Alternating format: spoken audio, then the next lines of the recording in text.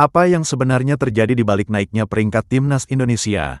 Di saat Garuda perlahan terbang lebih tinggi, justru ada rival yang jatuh terpuruk. Sanksi, kontroversi, hingga mimpi yang hancur, semuanya mengubah peta kekuatan sepak bola Asia Tenggara.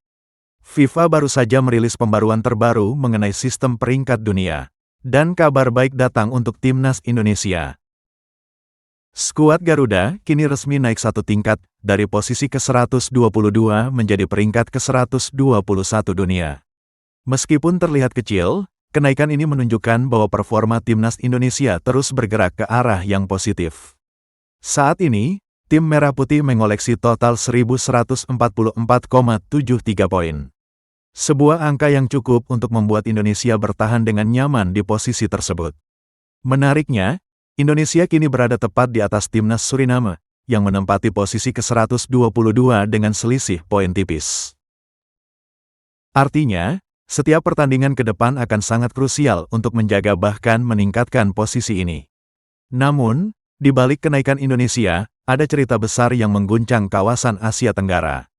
Sorotan tajam justru mengarah ke rival serumpun, yaitu timnas Malaysia. Tim berjuluk Harimau Malaya itu harus menerima kenyataan pahit setelah dijatuhi sanksi oleh AFC.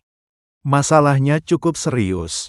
Malaysia terbukti menggunakan pemain naturalisasi ilegal, bahkan disebut ada 7 pemain yang statusnya tidak sah.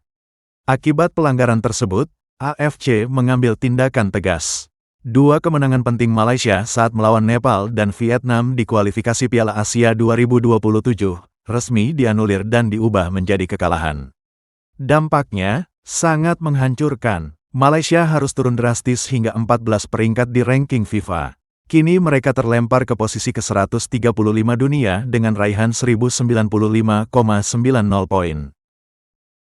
Lebih menyakitkan lagi, mimpi mereka untuk tampil di putaran final Piala Asia 2027 harus sirna. Sebuah pukulan telak yang bukan hanya berdampak pada peringkat, tetapi juga reputasi sepak bola mereka di mata dunia. Di sisi lain, situasi ini justru membawa keuntungan bagi tim lain di Asia Tenggara.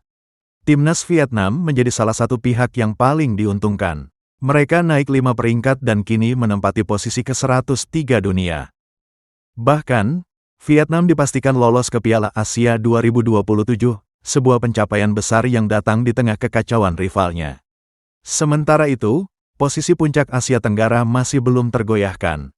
Timnas Thailand tetap menjadi yang terbaik di kawasan ini. Dengan peringkat ke-95 dunia dan koleksi 1.243,27 poin, Gajah Perang masih berada di level yang cukup jauh dibanding negara ASEAN lainnya.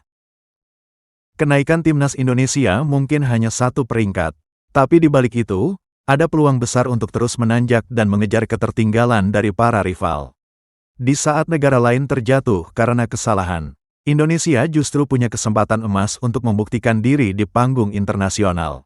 Pertanyaannya sekarang, mampukah Garuda terus terbang lebih tinggi dan menembus 100 besar dunia?